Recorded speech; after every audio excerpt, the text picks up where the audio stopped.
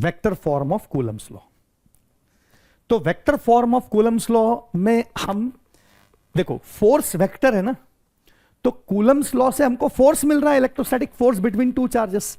तो force vector होने से कूलम्स लॉ वेक्टर फॉर्मेट में किस प्रकार एक्सप्रेस होगा ये भी हमको अंडरस्टैंड करना पड़ेगा। और एनसीईआरटी में स्पेसिफिकली इसके बारे में काफी डिस्कशन दे रखा है, तो हम इसी को डिफाइन करने जा रहे हैं। तो vector form of Coulomb's law है ना। तो फिलहाल अपन डिफाइन कर लेते हैं, अपन कुछ एक सिलेक्ट कर लेते हैं। तो मैं सिलेक्ट कर रहा हूं vector form of Coulomb's law को डिफाइन करते समय कि मुझे Q1 और Q2 में से किसी एक पर फोर्स चाहिए। तो मैं फिलहाल अज्यूम कर रहा हूं कि मुझे Q2 पर फोर्स चाहिए। ठीक बात है, ओके राइट। तो मैं Q2 पर फोर्स लाना चाहता हूं, है ना। तो मैं इसमें एक ए पार्ट लिखना चाहता हूं कि टू फाइंड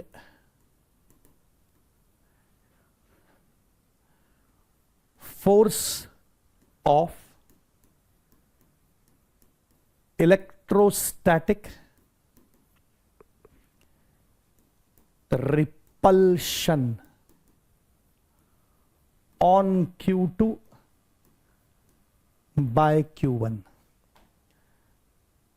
हमें निकालना है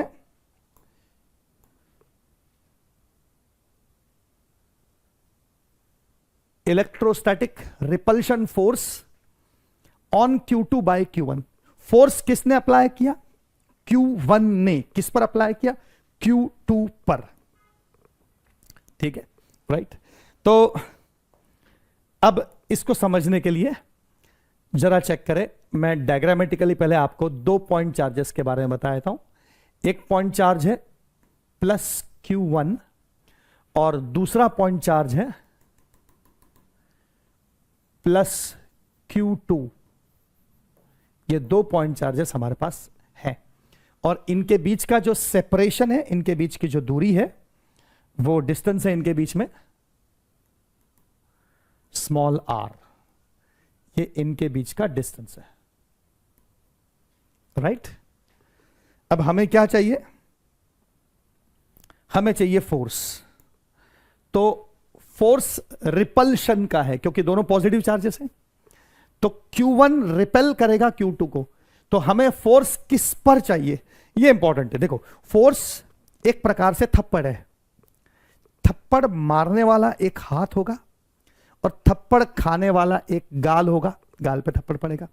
तो मारने वाला हाथ, खाने वाला गाल, दो ऑब्जेक्ट होने चाहिए फोर्स पैदा होने के लिए राइट। ओके तो हाथ ने गाल पे थप्पड़ मारा राइट। तो ऐसे ही मैं यहां बोल रहा हूं कि find force of electrostatic repulsion on Q2। तो थप्पड़ किसके गाल पे पड़ा? तो Q2 के गाल पे थप्पड़ पड़ा। मारा किसने? किसी ने तो मारा होगा। तो Q1 ने मारा। क्या बात पकड़ में है आपके? ये लॉजिक आप जरूर ध्यान रखना। एक्चुअली मैं जो कह रहा हूं इसके पीछे छुपा हुआ एक लॉ है जिसके बारे में थोड़ी देर बाद आगे मैं बात करने वाला हूं। तो Q1 का हाथ है और Q2 के गाल है। तो थप्पड़ किसके गाल पे पड़ा? Q2 के गाल पे पड़ा। तो Q2 के गाल पे रिपल्शन का थप्पड़ इस डायरेक्शन में पड़ा। तो ये फोर्स किस पर है? 2 पर। किसने मारा? 1 ने। 2 पर 1 ने फोर्स मारा। तो एनसीईआरटी ने ऐसा नोटेशन दिया है F21 वेक्टर। फोर्स किसके गाल पे पड़ा? थप्पड़ किसके गाल पे पड़ा? 2 पर। मारा किसने? 1 ने। ठीक बात है राइट ओके। तो इस बात का पूरा पूरा ख्याल रखें कि इसमें कुछ स्टेप्स है और वो हमेशा वैसे ही डिफाइन होगी और ये बहुत सारी और जगह भी यूज होगा तो वहां पर भी ऐसी डिफाइन होगी, है ना। तो इसमें स्टेप 1 है to find force on Q2। Force तो आपको Q2 पर चाहिए। Select Q1 as origin. ठीक है। तो अगर फोर्स आपको Q2 पर चाहिए तो Q1 जहां रखा है उस पोजीशन को ओरिजिन मान लो। तो ये ओरिजिन सिलेक्ट करो, है ना। इसका आपको ख्याल रखना पड़ेगा कि यहां पर Q1 को हमने ओरिजिन सिलेक्ट किया है, मतलब हमने कहा है कि ये Q1 जो है वो 0,0 पोजीशन पर बैठा हुआ है, ओरिजिन पर बैठा हुआ है, राइट। ये रूल है, हमेशा ऐसा ही करना। जब भी टू पार्टिकल सिस्टम की बात चलेगी तो हमारे पास दो ही पार्टिकल्स है, एक Q1 और एक Q2, बाकी दूसरे पार्टिकल्स ही नहीं। तो हम क्या कर रहे हैं, Q2 पर तो हमें फोर्स चाहिए, हमें फोर्स चाहिए Q2 पर, तो Q1 को ओरिजिन मानेंगे, है ना। To find force on Q2 select Q1 as origin and define position vector of Q2 with respect to Q1। तो हमको Q1 को ओरिजिन मानना है और फिर Q2 का पोजीशन वेक्टर डिफाइन करना है with respect to Q1, right. Okay, तो to define force on Q2, अगर हमें फोर्स Q2 पे चाहिए तो Q1 को ओरिजिन सिलेक्ट करना है, ठीक है, राइट। और ये स्टेप नंबर 2 है एक्चुअली, तो इसको मैं स्टेप नंबर 2 के रूप में ले लेता हूं, ज्यादा बेटर होगा। तो स्टेप 2 है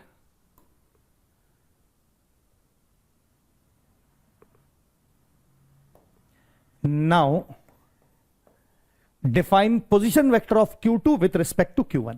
तो पहली स्टेप क्या है, अगर आपको फोर्स Q2 पे चाहिए, थप्पड़ Q2 के गाल पे पड़ा है, तो ओरिजिन किसको मानोगे, Q1 को ओरिजिन मानोगे। स्टेप नंबर 2 क्या है, अब आपने इसको ओरिजिन मान लिया है, तो ये ओरिजिन है, तो Q2 का पोजीशन वेक्टर डिफाइन करेंगे। Now define position vector of Q2 with respect to Q1।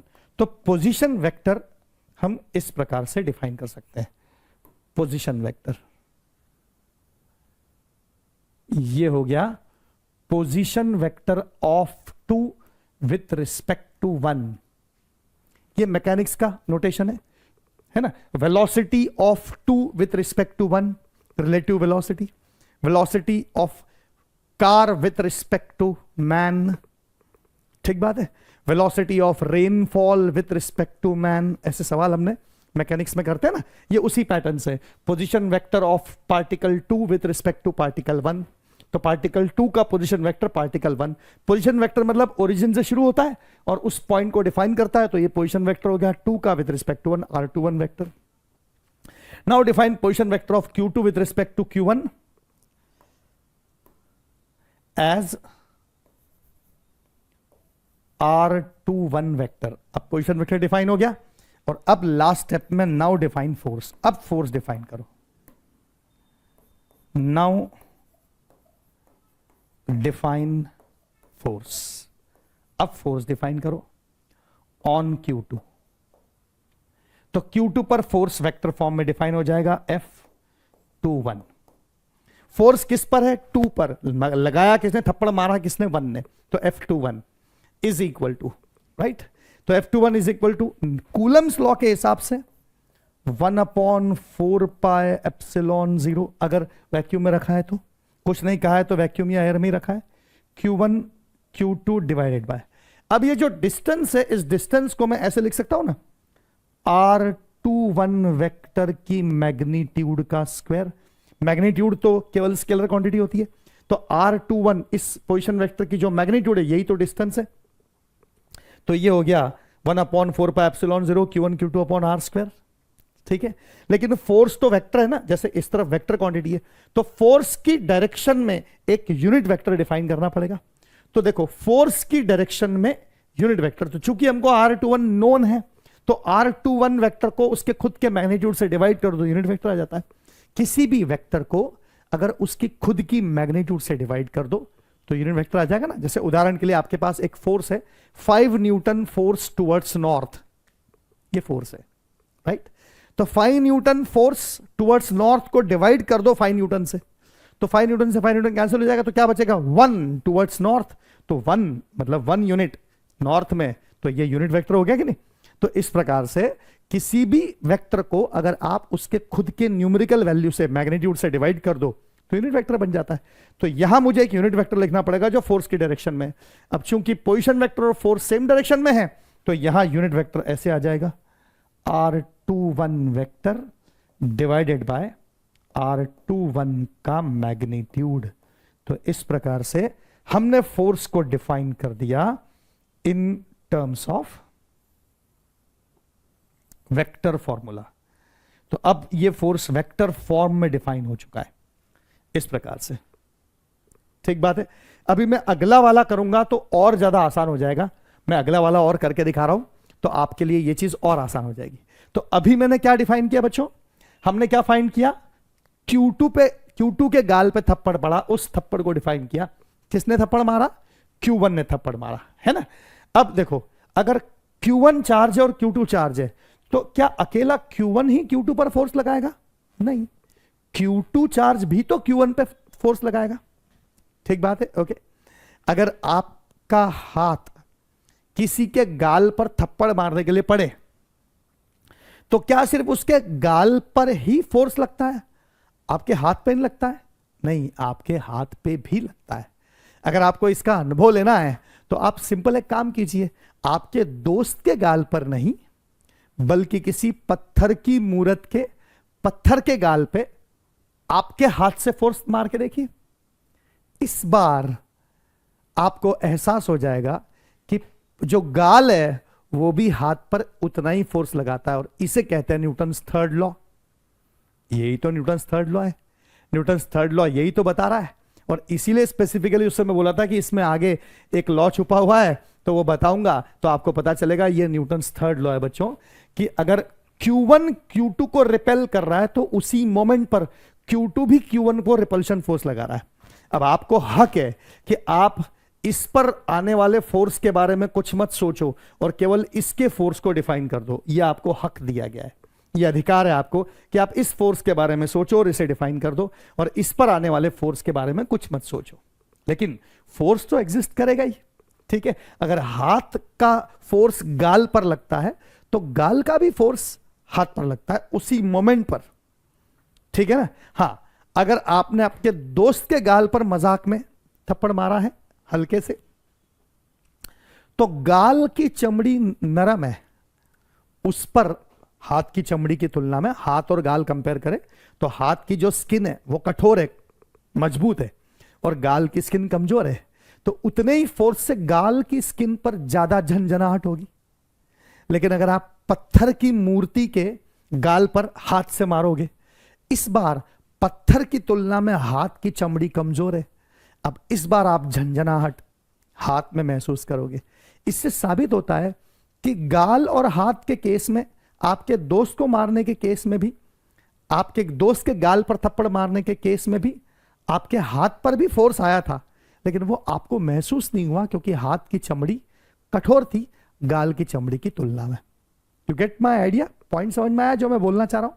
कहने का मतलब ये कि थर्ड लॉ तो हर बार, बिना थर्ड लॉ के कोई फोर्स ही पैदा नहीं होता, लेकिन आपको हक है कि आप उसमें से किसी एक ऑब्जेक्ट पर फोर्स के बारे में विचार करो और दूसरे ऑब्जेक्ट पर फोर्स के बारे में सोचो ही मत। जैसे हमने क्या किया, इस बार Q2 पर फोर्स पर विचार किया, Q1 के बारे में सोचा ही नहीं, लेकिन Q1 पे भी फोर्स लगेगा। और अब मैं उस फोर्स के बारे में अब सोचूं, उस फोर्स के बारे में अब अगर मैं सोचूं तो देखिए, अब मैं अगला इसके अंदर जो लिखने जा रहा हूं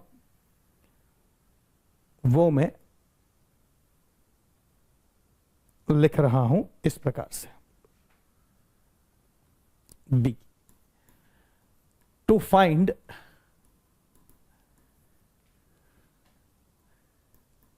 इलेक्ट्रोस्टैटिक फोर्स ऑफ रिपल्शन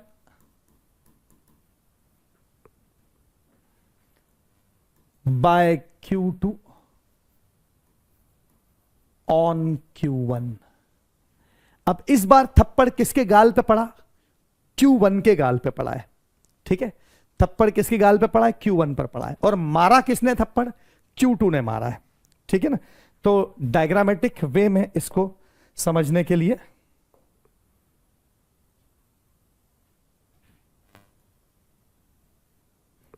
मैं इसका डायग्राम कुछ इस प्रकार से बना लेता हूं। यहां पर मेरे पास एक पॉइंट चार्ज है प्लस Q1, यहां पर मेरे पास एक पॉइंट चार्ज है प्लस Q2, और इन दोनों के बीच में जो डिस्टेंस है वो डिस्टेंस है R। ओके, सेम सिचुएशन है, बस इस बार फोर्स Q1 के गाल पर चाहिए, मारा किसने है? Q2 ने। ठीक है, तो जैसा मैंने पहले बताया था कि अगर फोर्स Q1 पे चाहिए, Q1 के गाल पर चाहिए, तो Q2 को ओरिजिन सिलेक्ट करो। इस बार ओरिजिन Q2 को सिलेक्ट करेंगे, ठीक है ना। तो आप देख सकते हैं, पिछली बार से कंपेयर कर सकते हैं। देखिए, पिछली बार फोर्स किसके गाल पर पड़ा था? Q2 के गाल पर। मारा किसने था? Q1 ने। तो फोर्स अगर Q2 पर चाहिए तो Q1 को ओरिजिन लो। तो सेम काम यहां इस बार करना पड़ेगा हमको इस बार ओरिजिन सिलेक्ट करना पड़ेगा। किसे? तो फोर्स किसके गाल पर पड़ रहा है? तो हमको चाहिए force by Q2 on Q1। तो किसके गाल पर? Q1 के गाल पर फोर्स पड़ा है, फोर्स इसके गाल पर पड़ा है। तो फोर्स अगर इसके गाल पे पड़ा है तो फिर फोर्स ऑफ रिपल्शन Q1 के गाल पे पड़ा है, तो इस फोर्स को लिखो F12। फोर्स किसके गाल पर पड़ा? 1 के गाल पर। मारा किसने? 2 ने, राइट। तो ये जो फोर्स ऑफ रिपल्शन है, ये फाइंड करने के लिए, चूंकि Q1 के गाल पे फोर्स है तो Q2 को ओरिजिन मानो, तो Q2 को ओरिजिन मान लो। तो इसे आप ओरिजिन सिलेक्ट करो। इसको आप 0,0 पोजीशन पर है ऐसा मान लो, और अब एक पोजीशन वेक्टर डिफाइन कर दो। किसका पोजीशन वेक्टर? 1 का। किसके रिस्पेक्ट में? 2 के रिस्पेक्ट में, राइट। सेम प्रोसीजर है, कोई फर्क नहीं है, राइट। बिल्कुल एग्जैक्टली सेम प्रोसीजर है। तो स्टेप नंबर 1 में क्या करना है? To find force on Q1 select Q2 as origin। Fix rule है, 2 पार्टिकल सिस्टम में हमेशा ऐसे ही करेंगे। फिर स्टेप नंबर 2 है। स्टेप नंबर 2 में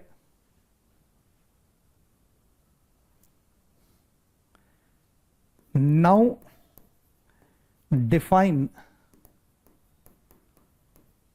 position vector of Q1 with respect to Q2।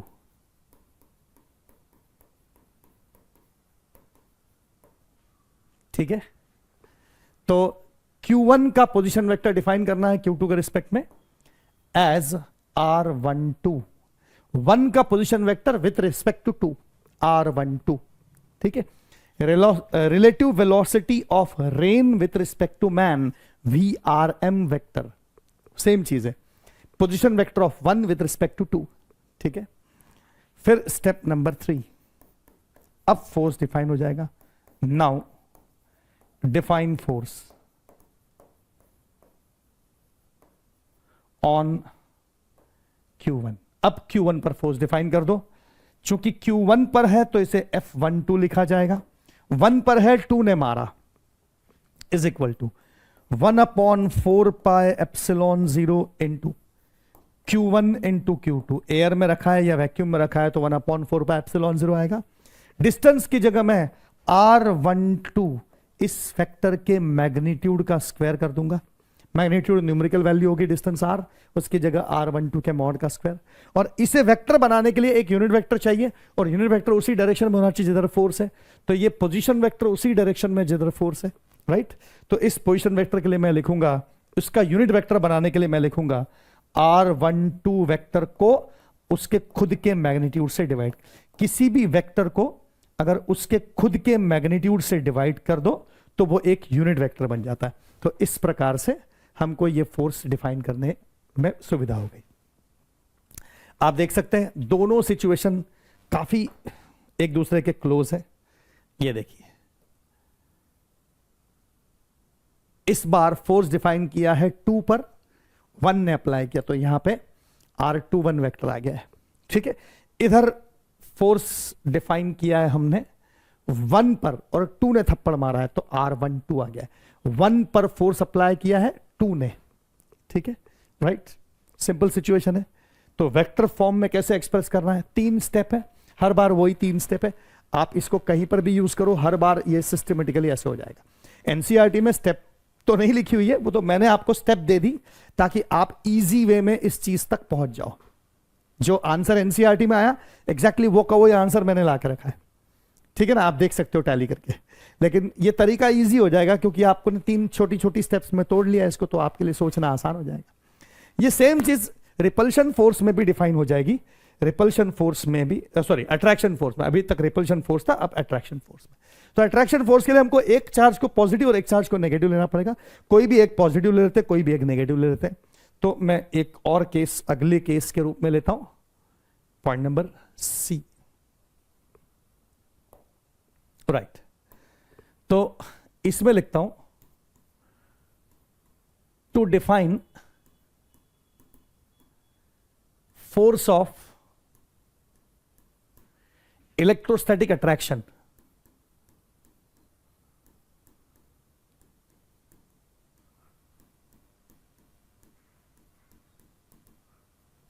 ठीक है, bye positive Q1 on negative Q2। ठीक है, ये हमको डिफाइन करना है इस बार। तो देखें इसको हम कैसे डिफाइन करेंगे। हमारे पास 2 चार्जेस हैं, मैं डायग्राम बना देता हूं इधर। एक चार्ज है पॉजिटिव Q1 और एक चार्ज है नेगेटिव Q2। हवा में 2 चार्जेस रखे हुए हैं, इनके बीच की दूरी, इनके बीच का सेपरेशन स्मॉल r सेपरेशन है, इनके बीच में दूरी, इनके बीच में स्मॉल r है। और अब हमें फोर्स किस पर चाहिए, तो हमें फोर्स चाहिए -Q2 पर। तो अट्रैक्शन का फोर्स लगेगा, तो फोर्स हमको चाहिए -Q2 पर, इस पर फोर्स चाहिए। ये फोर्स अट्रैक्शन का फोर्स है, ये 2 पर लग रहा है, 1 ने अप्लाई किया तो F21 लिखा जाएगा इसे, और ये अट्रैक्शन का फोर्स है। तो फोर्स इस बार किस पे चाहिए, -Q2 पर। किसने लगाया, +Q1 ने लगाया। हमारा लॉजिक बिल्कुल सेम है जैसे पहले हमने सोचा था वैसे ही। फोर्स अगर Q2 पे चाहिए, -Q2 पे चाहिए, तो Q1 को ओरिजिन सिलेक्ट कर दो, तो इसे ओरिजिन कहा जाएगा, ये ओरिजिन कहा जाएगा। 0,0 पोजीशन पर ये वाला पार्टिकल बैठा है ऐसा अज्यूम कर लिया जाएगा, और इसके रेफरेंस में पोजीशन वेक्टर डिफाइन होगा। तो पोजीशन वेक्टर किसका, 2 का with respect to 1, R21 vector position vector define हो जाएगा 2 का विथ रिस्पेक्ट टू 1। क्लियर है, राइट। तो पोजीशन वेक्टर इस प्रकार से डिफाइन हो जाएगा। सेम स्टेप से बिल्कुल एग्जैक्टली वैसे ही करना है जैसे पहले किया था, कोई फर्क नहीं। स्टेप नंबर 1, स्टेप नंबर 1 में to define force on Q2 -Q2, ठीक है, select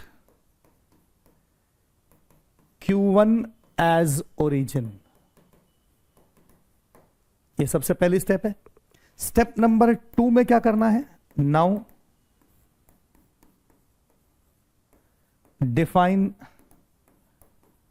position vector of -Q2 charge with respect to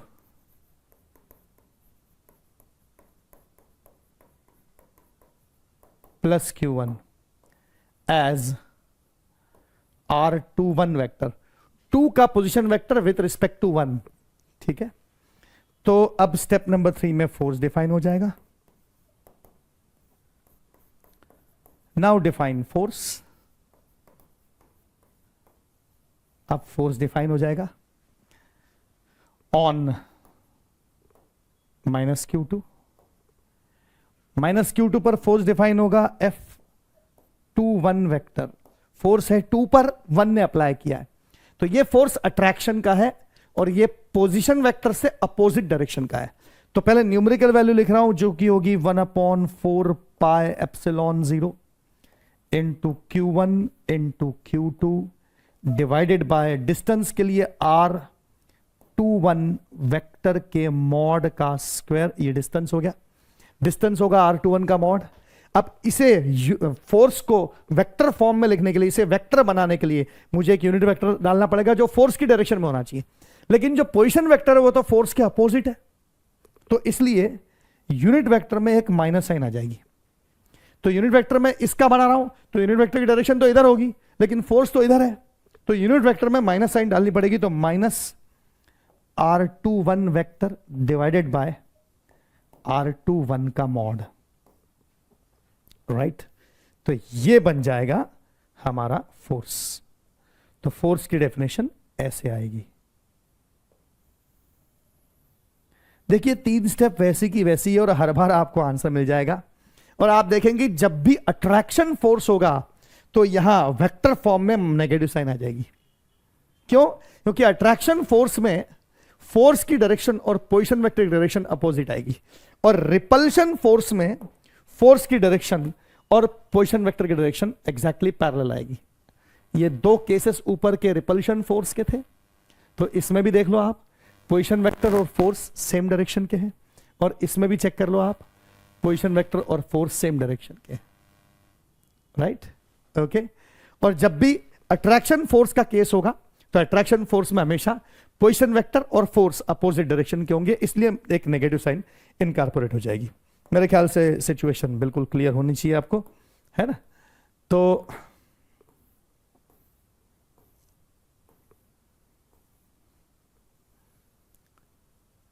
अब मैं चौथा केस एक्सप्लेनेटरी नहीं लिख रहा हूं, बस चौथा केस डायरेक्टली लिख देता हूं, ठीक है। मैं डायरेक्टली चौथे केस को लिख देता हूं, आपके सामने लिख के दिखा रहा हूं चौथे केस को, मतलब लास्ट केस के रूप में लिख के दिखा रहा हूं, जरा चेक करना।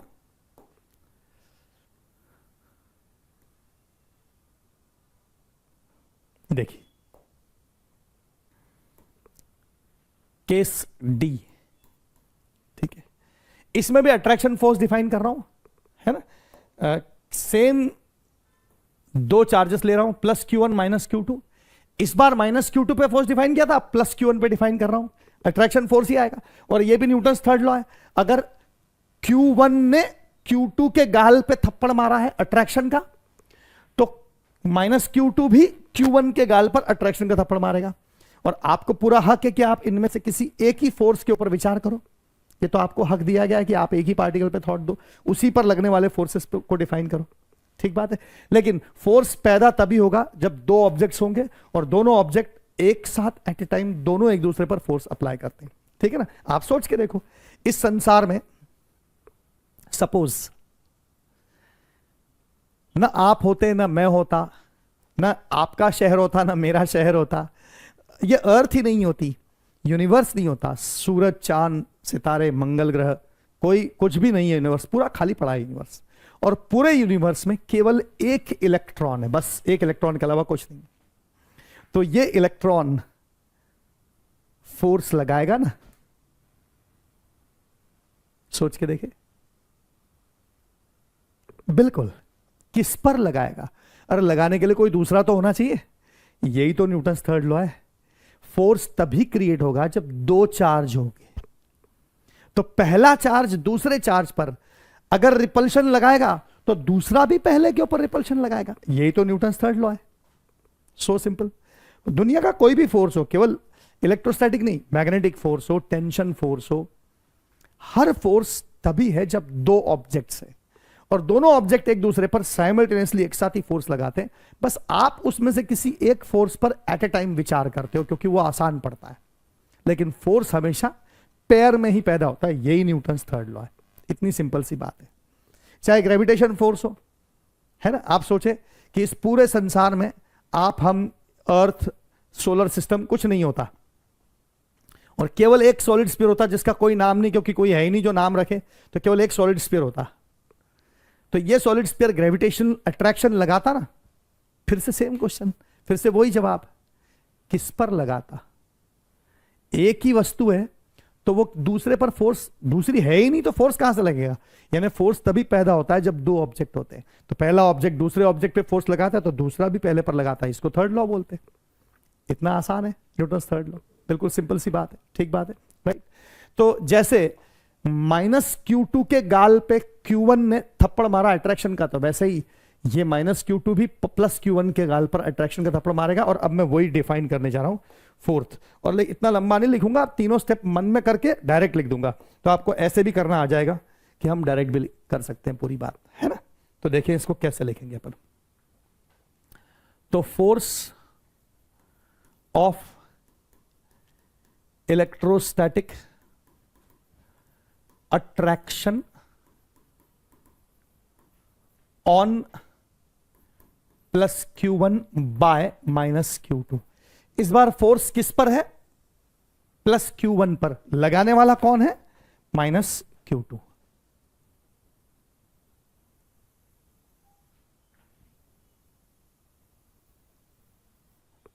ओके, तो डायग्राम बना लेता हूं।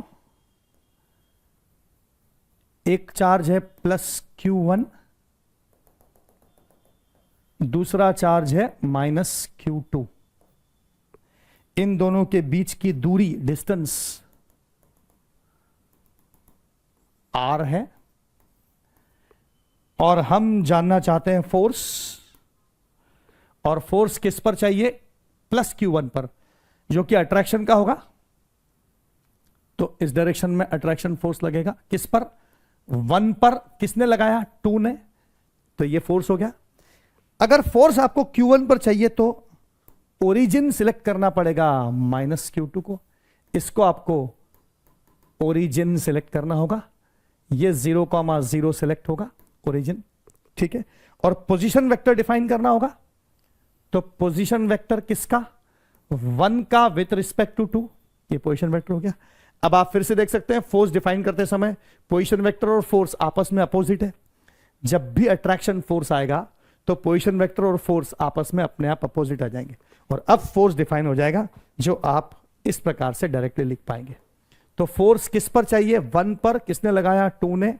Is equal to 1/4 pi epsilon 0 into Q1 into Q2 divided by distance. Distance के लिए R12 के मॉड का स्क्वायर, और अब इसके साथ एक यूनिट वेक्टर होना चाहिए जो फोर्स की डायरेक्शन में हो, लेकिन पोजीशन वेक्टर तो फोर्स के अपोजिट है, तो माइनस साइन के साथ आएगा, यानी आएगा यूनिट वेक्टर -R12। किसी वेक्टर को उसके खुद के मैग्नीट्यूड से डिवाइड कर दो तो यूनिट वेक्टर बन जाता है। तो इस प्रकार से यहां फोर्स डिफाइन हो गया। ओके, क्लियर है सिचुएशन? तो इस प्रकार से आप फोर्स डिफाइन कर सकते हो, एकदम सिंपल थॉट प्रोसेस पकड़ में आ गया। अब ले लेते हैं प्रिंसिपल ऑफ सुपरपोजिशन, ये एक लास्ट थ्योरेटिकल कॉन्सेप्ट है, इसके बाद फिर कूलम्स लॉ पर सवाल आएंगे, है ना। तो प्रिंसिपल ऑफ सुपरपोजिशन क्या बोलता है उसको जरा एक बार जज कर लेते हैं, एक बार समझ लेते हैं। प्रिंसिपल ऑफ सुपरपोजिशन, ओके, इसको अंडरस्टैंड कर लेते हैं, राइट। तो if many charged objects having charge values Q1, Q2, Q3, बहुत सारे चार्ज ऑब्जेक्ट्स हैं जिनकी चार्ज वैल्यूज है किसी एक पर Q1, किसी एक पर Q2, किसी एक पर Q3, ऐसे बहुत सारे ऑब्जेक्ट्स आपके पास है। If many charge objects having charge values this are placed in free space, then we can find force on any one charge से Q, अब एक और एक्स्ट्रा चार्ज ले लिया Q इन सबसे अलग, ठीक है। We can find force on any one charge Q by all other charges.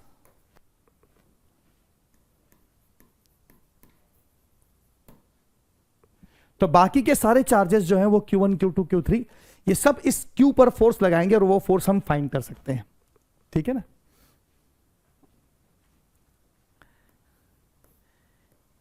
If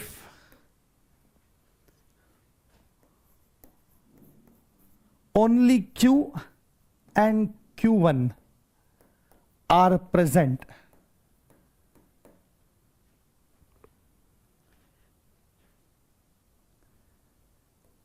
at same distance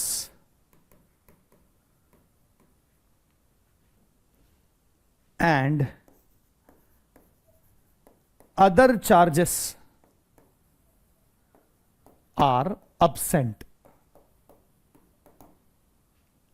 अब ऐसा सोच के देखो कि बाकी के सारे चार्जेस absent है और केवल Q है और Q1 है, केवल ये दो ही चार्जेस है उसी डिस्टेंस पे, जहां पहले वाली सिचुएशन में बहुत सारे चार्जेस थे। अब सोच के देखो कि केवल Q और Q1 ही प्रेजेंट है, ठीक है। Then let F1 vector be force by Q1 on Q। तो ऐसी कंडीशन में केवल दो ही हैं, Q और Q1, बाकी के एब्सेंट मान लो। तो ऐसी कंडीशन में Q1 ने Q पर जो फोर्स लगाया वो है F1, ऐसा अज्यूम करके चलो, ठीक है। अभी आगे डायग्राम से भी एक्सप्लेन कर दूंगा तो और अच्छी तरह समझ में आ जाएगा। फिर आप सोच के देखो कि now if only Q and Q2 are present and other charges are absent। अब सोचो कि केवल Q है और Q2 है और बाकी चार्जेस absent है। Then let F2 be force by Q2 on Q। अब आप समझ गए। अब ऐसे अगर मैं सिर्फ दो दो चार्जेस को प्रेजेंट मान लूं उन्हीं डिस्टेंसेस पे, बाकी के एब्सेंट मान लूं, तो फोर्सेस आ जाते हैं F1, F2, F3, F4, F5, F6 dot dot dot. ठीक बात है, राइट? ओके। सिमिलरली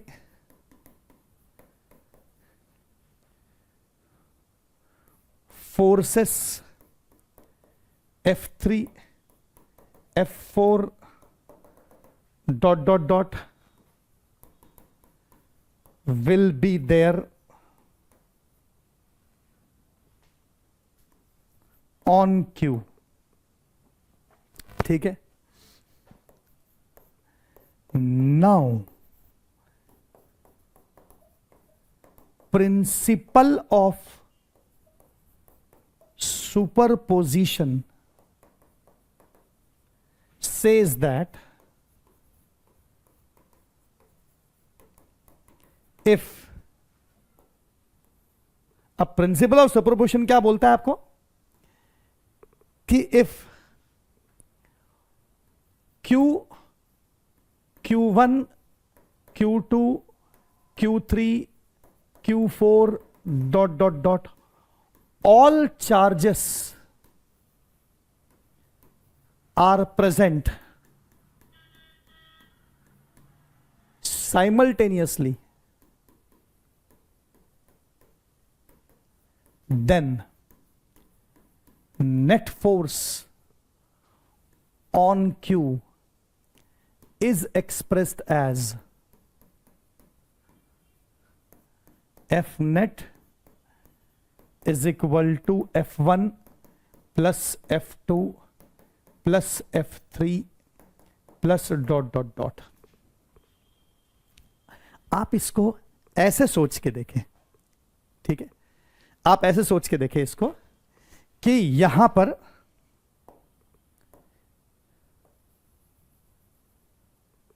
ठीक है एक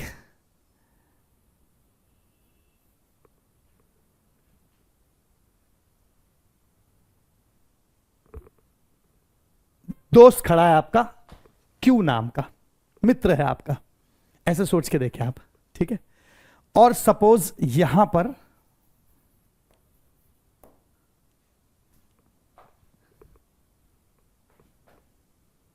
एक और दूसरा दोस्त है Q1, ठीक है। जब और कोई नहीं है तो Q1 Q को थप्पड़ मारता है मजाक में, क्योंकि Q की सब लोग मजाक उड़ाते हैं, तो Q1 ने Q को थप्पड़ मारा, ऐसा इमेजिन कर दो आप। ओके, अभी फिलहाल सिर्फ Q और Q1 है, ठीक है, राइट, ऐसा आप इमेजिन करो, है ना। अब आप सोचो कि केवल Q2 है और Q है, आप सोचो Q1 नहीं है, तो Q2 Q को थप्पड़ मारता है मजाक में, ठीक है, दोस्त आपस में मजाक करते हैं ना, टपली मारते हैं एक दूसरे को, वैसे, ठीक है, राइट।